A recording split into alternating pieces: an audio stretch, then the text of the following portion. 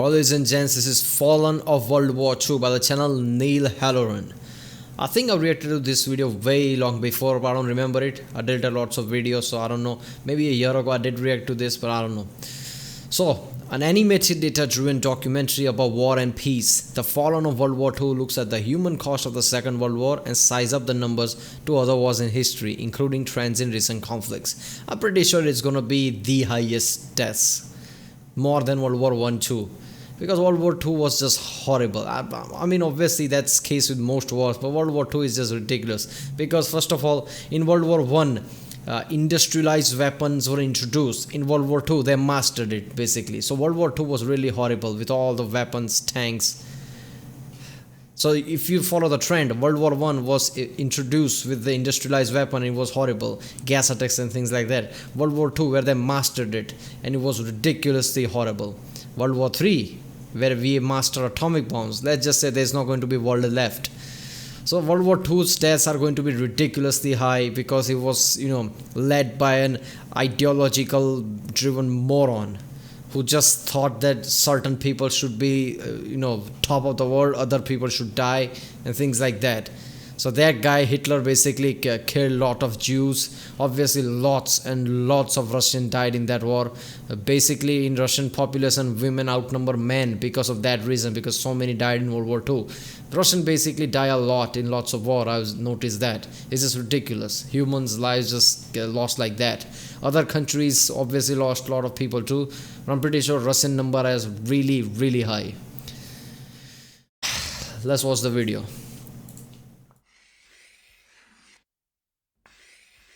The average lifespan of an American is 80 years, and an 80-year-old today was 10 when World War II ended, 4 when it began. A soldier who saw battle would have to be in his late 80s at least today. Generals, political leaders, the decision makers of the war, few are still with us. And over the past few decades, we've seen authors and filmmakers. There is a channel, Memoirs of World War II, that I react to sometime. They feature these people who are about in around 90s, who were part of the World War II.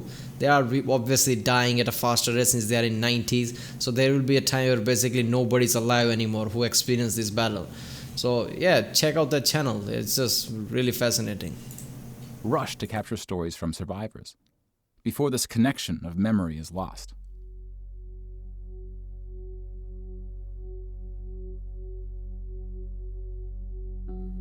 This project is not about individual war stories, and it's not about survivors.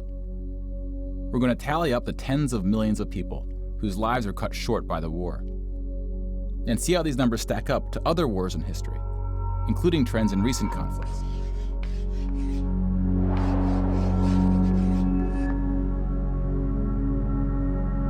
We'll be counting soldiers and civilians separately. Each of these figures represents 1,000 people who died. Civilians were of all walks of life, whereas military deaths were almost entirely men. The average age was about 23. In most battles, for every 1,000 soldiers killed, there are more than 1,000 who are injured. The word casualty can be confusing because in military speak, it often includes both deaths and injuries, and anything else that takes a soldier out of service. Here, we're just counting the deaths.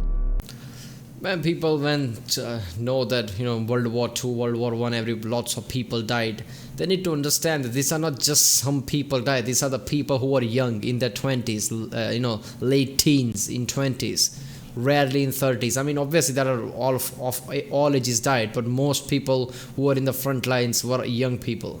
That's just effed up, man. Their life began, they basically were in development stage their whole life. They become adult, their life is basically starting now, and they went to the war and died. That's really sad, man. And we'll begin with American soldiers.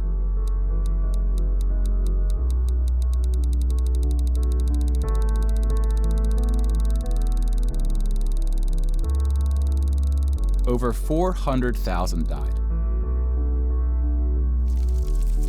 Damn, Americans joined late and 400,000 of them died. Imagine how many others who've been from the war from the start would have died. It definitely is going to be a multi-million number. Most of the deaths occurred in the European theater, fighting the Nazis. And about a quarter were in the Pacific, fighting the Japanese. When you put them on the timeline, you see that casualties were the heaviest at the end of the war. The war began on September 1st, 1939. But the US wasn't willing to join the fight until Pearl Harbor, 2 years in. The deaths increased drastically on D-Day, when the Allies invaded Normandy.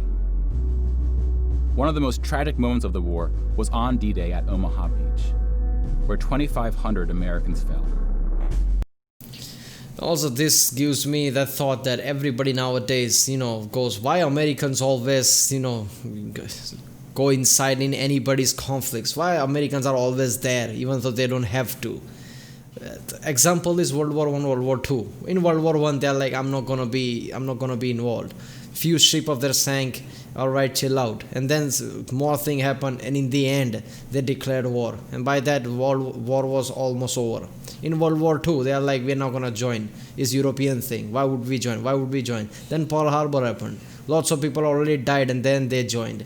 So now I think after 2 major wars, their mentality is just like that. Like any threat to the world comes up, we're gonna have to join eventually. Otherwise, lots of unnecessary death will happen. So that's the basic. I know some people will be like, no, there is some more political reason behind it. There might be, but basic ideology is this: like we have to join because eventually we'll have to. So remember this whenever people like, why are Americans always there in anybody's war? Why are Americans always there when they don't have to? Because of examples like this. Because if something goes out of hand, eventually they'll have to join, and by then lots of people would have been dead. So it's like that.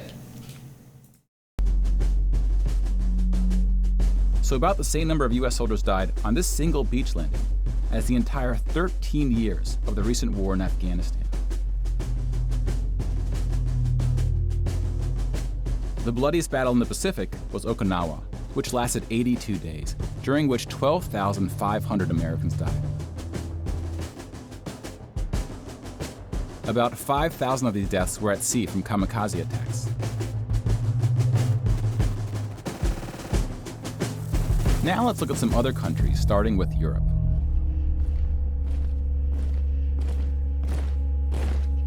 Germany started World War II when it invaded Poland. Poland ultimately lost 200,000 soldiers in the war. Most died after the invasion while the country was occupied by Germany and the Soviet Union. Germany, meanwhile, lost just 16,000 in the invasion of Poland. Obviously, I'm pretty sure invasion of Poland, not just soldiers died, lots of civilians died too, lots of Jews. It's just horrible, man. People were sent to concentration camp, starved there. Like, man, people don't even treat their cattle like that. Some cattle that they don't want. Some horrible places where they don't even want some animal. Even they don't treat like that. Like Germans did to the, Nazis did to the people of, Jews and everybody like that on concentration camps. There are photos where they are ridiculously slim. It's like, god damn, the bones are literally, feels like it's gonna pop out of the skin or something. That's just too horrible. How can... The Nazis went on to invade and conquer other countries, including Denmark, Belgium, the Netherlands, France, Greece, and Yugoslavia. France surrendered, but after losing 92,000 soldiers in the Battle of France. Over 200,000 ultimately fell, which includes deaths in POW camps, French colonies, and other fighting. Yugoslavia suffered almost 500,000 military deaths. The initial invasion brought relatively few casualties on both sides, but the deaths mounted under Nazi occupation due to guerrilla fighting, civil conflict, and mass executions. The Nazi invasions were swift, with relatively few German losses. Even the Nazi commanders expressed surprise at their success. And then we have the United Kingdom and the United States. That's why Germany was more dangerous in World War II than in World War I. Because in World War I, their casualties could be at par to the other people. Even their people died in millions, while others died in millions. When here, look at that. The loss is nothing, and yet they killed every other country's soldiers. Who were not invaded, but took the fight to the Nazis. Britain lost about the same number of soldiers as the US, which includes the British colonies. That's surprising. Germany lost about 500,000 soldiers fighting. That's surprising, because UK has been there from the start, I think. US is not, and yet there's lost same amount of people. In the US and Britain, in what is known as the Western Front, which took place in France and Belgium.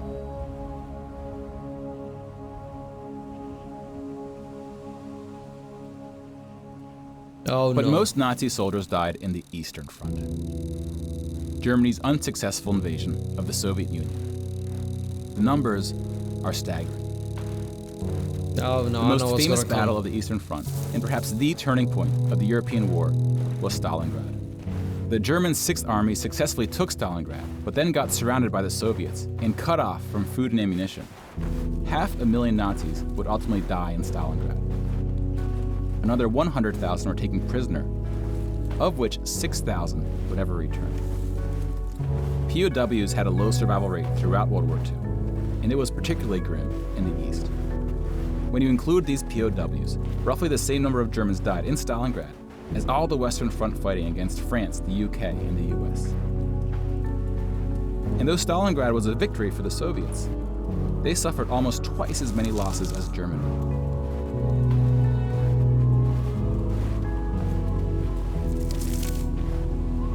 The Soviet Union would eventually defeat the once unstoppable German army, killing 2.3 million Nazi soldiers.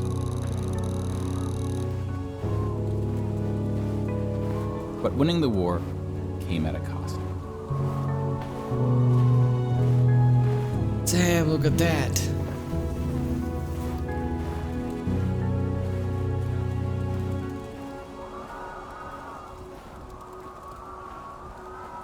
Oh my god, look at the music stop and it's just air sound now.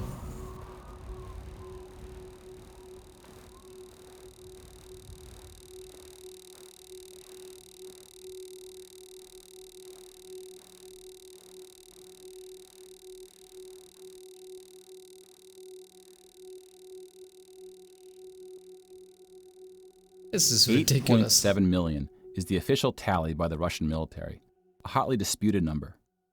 Some studies have calculated as many as 14 million. You got to be kidding me. Look at that. Look at that compared to all that. This is ridiculous. It feels like Russia was against the whole world or something when somebody look at the graph and don't know what's happening. Ah, man. That's the case with past wars, man. Russia is always there. Russia kind of always kicks ass of anybody comes in front of them. But they always have the massive cost. Lots of people, even in the Napoleonic Wars. You know, Russia obviously lots of time, pushed back. Obviously, invasion of Napoleon. Napoleon invaded Russia and they pushed back. But lots of Russians died, man. In World War I, lots of Russians died. In here, it's just ridiculous. Look at that. I mean, if it were by here, I'm like, damn, that's way too much. The Russian lost way too much. All the way here, 8.7 million. That's way too much, man. How many people died in Napoleonic Wars? How many people died in the, this 7 Years' War? How many people died in the Great War? And look at how many just Russians died in this one, 9 million. World War II was horrendous, man. And I'm damn sure if World War III happens, the millions count will be in 3 digits. 100 million, 200 million, 400 millions. Oh, God. If World War III happens, even people recover it, the world will not recover. The mentality, ideology, nothing will recover. To complete the count of European military deaths, we need to add German deaths from other fronts, including the North and Africa, as well as deaths from other Axis powers allied with the Nazis, Hungary, Romania, and Italy. When you put these European military deaths on the timeline, it looks like this. You can now interact with the chart to learn more. Pause the narration if you would like more time.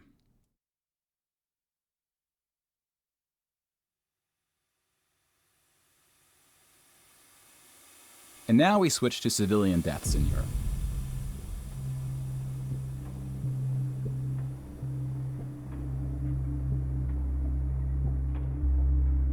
Six million Jewish people were killed in the Holocaust. 6 million? Oh, come on, man. Damn. 6 million civilians like that just killed. Ah. By country, you see that about half, 2.7 million, were Polish. 700,000 were Soviets, followed by Hungary and 17 other countries.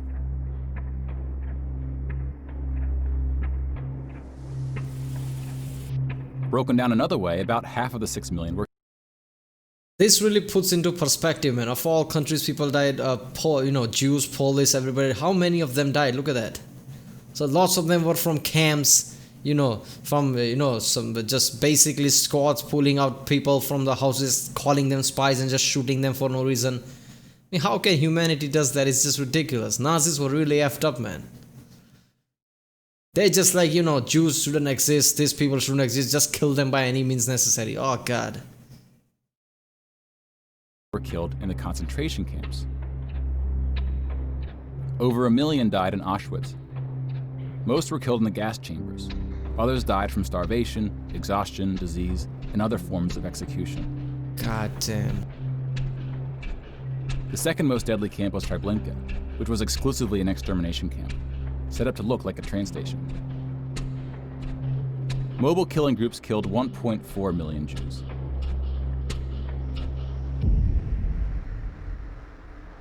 Like with the gas chambers, men were killed first to reduce the risk of revolt. This is a real photo? Oh, come on, man.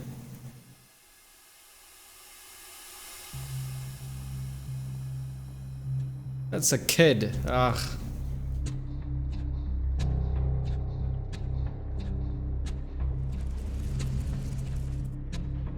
You know what? I don't care what people say, alright? I don't care what people go like, US is meddling everywhere, US is doing this, lots of, European countries are meddling, lots of bad things are happening, and I get it, everything has a validity, maybe they are doing effed up things in the future, but at least a person like Hitler will not rise again in the future, because there will be someone meddling into affairs that make sure nobody rise up. I mean, look at the concentration camps. If some countries like US or something were meddling in, before all this even started, maybe the numbers wouldn't have been this higher. If US has probably joined way early, like from the start, like, no, I'm not having this World War I thing again. Maybe this wouldn't have lasted this long. Maybe this many people wouldn't have died. So maybe meddling sometimes is not that bad. I get it. There is always arguments over anything. Maybe obviously US meddling, European meddling in lots of Middle Eastern countries kill lots of innocent people too. I'm not denying that, but still, as a whole, meddling can be good like this. At least another Hitler won't rise. The Holocaust also includes non-Jewish deaths. Between 130,000 to 500,000 Roma, then called Gypsies, were killed. The numbers are disputed. About 250,000 people with disabilities were killed. Homosexuals, Catholics, and other groups were also exterminated, but their numbers were relatively small. Some historians say, oh God, I remember something. They used to measure people's head. And if they are not at certain measurement that they came up with, they kill them. I mean, how effed up is that? That other civilian deaths should go under the label of Holocaust. About 2 million non-Jewish Poles were killed under German occupation, some of which were sent to the gas chambers at Auschwitz. When you combine civilian and military deaths, over 16% of the total Polish population died in World War II, which is the highest percentage of any country. But not the highest in total death count. The Soviet Union again tops that list, losing at least as many civilians as it did soldiers, somewhere between 10 and 20 million. Come on, A particularly man. dark moment for the Soviet Union was the siege of Leningrad, now St. Petersburg. German forces surrounded Leningrad before civilians could be evacuated. Supplies, including food, were cut off for 2.5 years. Alright, I'm gonna be honest, I did not see that one coming. I thought Russian soldiers died the most, but in here, Holocaust people, obviously, Polish people would have been more dead. But no, Russians like, we are first here too. So what? 8 to 9 million soldiers, 10 million civilians, about 20 million of them died. 20 million, that's a big number. Obviously, women, outnumbers men now. Because how many people died? 20 million is not a small number. 1.5 million people died as a result, mostly from starvation, mostly civilians. Stalin's cruelty towards his own people is partly responsible for these numbers. He often didn't allow civilians to evacuate from cities, thinking it would cause the soldiers protecting them to fight harder. About 1 million Soviets died in Stalin's own labor camps, called the Gulag. Just about every country suffered civilian losses, especially countries who were invaded. While many died as a result of so-called collateral damage, the biggest numbers occurred when it was no accident. Civilians were exterminated, purposely fired upon or bombed, used as human shields, or intentionally deprived of food. The intentional killing of civilians was done by most warring parties, including the United Kingdom and the United States. The United Kingdom was spared of a land invasion. Look at the Germany count. Man, that's also effed up, isn't it? Not all Germans were Nazis. Nazis duped their own people. The case about, Volkswagen Beetle. They said, I'm going to give you a car if you put some money to it every monthly payment. Germans didn't know the Nazi thing was, rising up. They thought they were going to get a car. Where all the money went to the tanks and jet planes and things like that. There was no car. So Nazis duped their own people. Their own people were scared after that, like, we can't rise up against Nazi, because how let's say if there is a party, major amount of party that doesn't like what Nazis doing, what are they going to do? Rise up to Nazis after what they have? So even lots of Germans were captive in their own country, and then they died, obviously, because other countries are like spiteful now. Lots of their people died, so they killed lots of Germans too. That's just effed up, man. Lots of collateral damage because of some stupid things, that's some stupid ideology of one guy. World War I, you can argue that maybe it's not because just one guy got shot and everybody went to war. That was just an excuse. Everybody wanted to go to war. But in this, it's just one guy's ideology, and everybody had to fight that guy. But still lost 60,000 civilians, largely from German air raids or blitzes, often directed at civilian population centers. The UK did the same to German cities at a much greater magnitude, causing about 10 times the number of deaths. But most German civilian deaths came from the ground at the late stage of the war. When the Nazi regime collapsed, civilians living in occupied regions had to desperately flee from the advancing Soviet army. Rapes were widespread, and death estimates ranged from 600,000 to 3 million.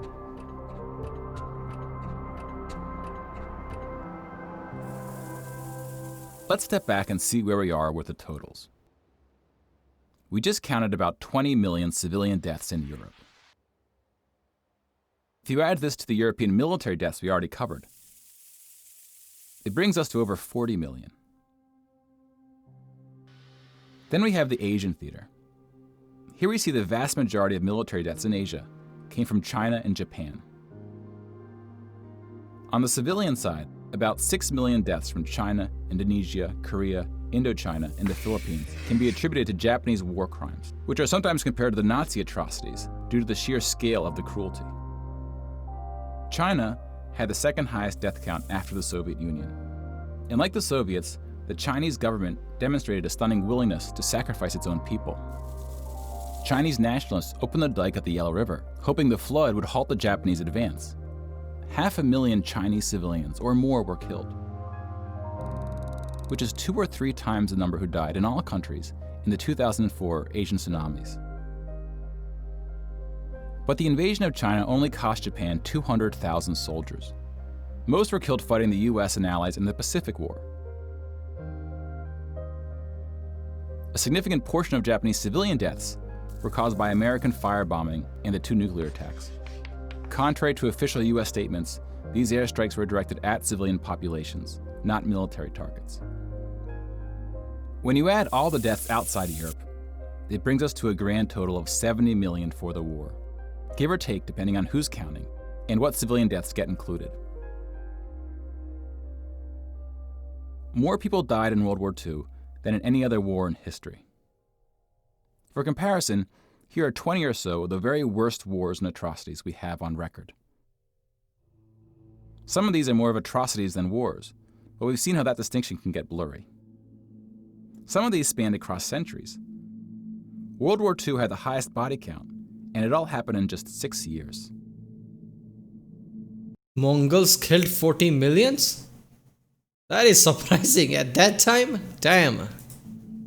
The world's population has grown significantly since the earliest atrocities on this list. If you want to compare them in terms of what percentage of the world died, we can adjust the chart to look like this. This rough approximation tells us this list.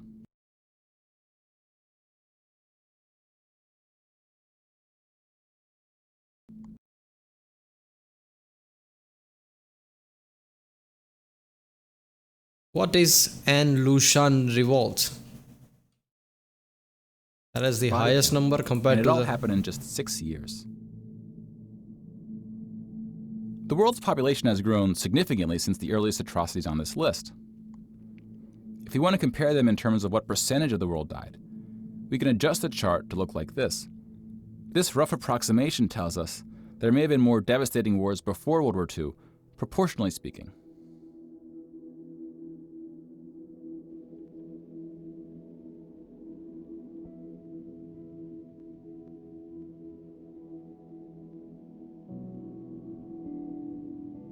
When we turn to post-war conflicts, it's hard to say anything that isn't controversial. But the data shows something quite extraordinary has been happening. In 1989, John Gaddis coined the phrase the long peace to identify the absence of conflict between the nuclear powers during the Cold War. 25 years later, the Cold War is over, and the term is still being used, although its meaning may have shifted. European countries have not fought each other, except for this 10-day war in 1956 when the Soviet Union invaded Hungary. When we look at European wars before World War II, it looks like this. They tend to be more frequent as you go back, though smaller in scale. And the largest 44 economies of the world have not battled each other since World War II. Rich countries have fought poorer countries, like the US versus Iraq, but rich countries have not fought other rich countries. Such a period of peace between the so-called great powers hasn't been seen since the Roman Empire. Yeah, that's seriously. To many, peace is too strong of a word. Wars have occurred since World War II, and they can be grouped into these 4 categories. We don't see colonial wars anymore. We've already noted that interstate wars between rich countries have not occurred at all, and here we see wars involving smaller economies have tapered off. That leaves civil wars of 2 types, with and without foreign intervention. And this is what these battle deaths look like alongside of World War II. More people died fighting in World War II than in all the wars since. And again, we can't forget about world population, which has almost tripled since World War II. If we scale these numbers to show deaths in proportion to world population, showing the likelihood that a person on Earth dies in battle, the downward trend becomes even more pronounced. Now, this isn't to infer anything about why this trend is occurring. That's a discussion for another day. You can now interact with this chart to explore what conflicts are behind the totals. Now bear in mind, we're just looking at battle deaths here, not civilian deaths, but those too are in decline. Peace is a difficult thing to measure. It's a bit like counting the people who didn't die in wars that never happened. We give such importance to the word peace, but we don't tend to notice it when it occurs or report on it. Sometimes it takes reminding ourselves of how terrible war once was to see the peace that has been growing around us. That is true. You don't know how good you have until you're reminded how effed up it can be. I mean, seriously. People say like, why am I learning about Genghis Khan? Why am I learning about history about 100 years ago? How is that going to be, better for me going forward? I'm gonna be invested in information technology going forward. Why do I care what Genghis Khan did? Why do I care what Napoleon did? Why do I care what happened in World War II? Because you have the mindset of how good you have right now and how bad it can get. History is really important, man. Of course, this trend may not continue, and it's not clear how looking at these charts can help us make the right decisions. It will continue, let's be honest. It will continue because it will have to.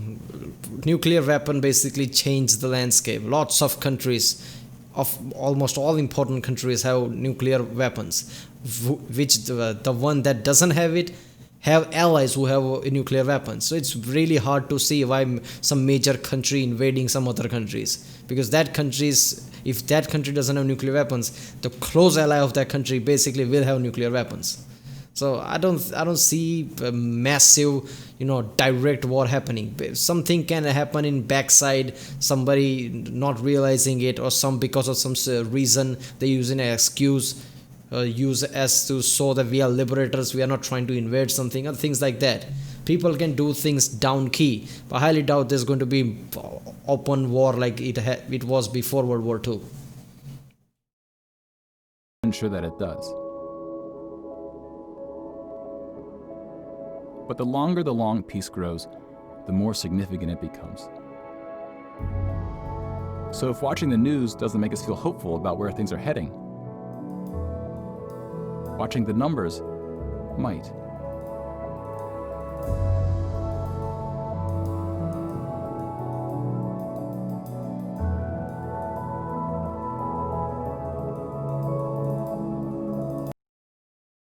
This was a great made video, man. He doesn't have that many video, but he should make, man.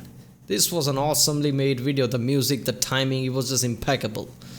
People say that, I'm one of them. The nuclear weapon was a mistake. I'm one of them. Like, I see the end of humanity because of it.